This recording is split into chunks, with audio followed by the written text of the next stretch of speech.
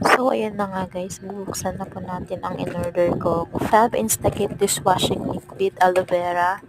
Ang kanyang flavor po ay calamansi.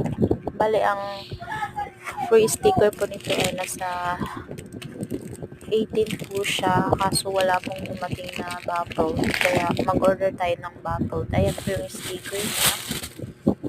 Yan, bali tatlong dumating sa isang pack.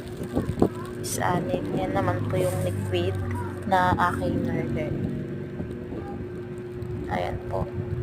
First time ko po siyang gagawin, kaya abangan nyo po yung magiging result po ng aking paggawa ng dishwashing liquid. Kasi sa mga gustong order po dyan, i-email soon. Tama po. Bye-bye!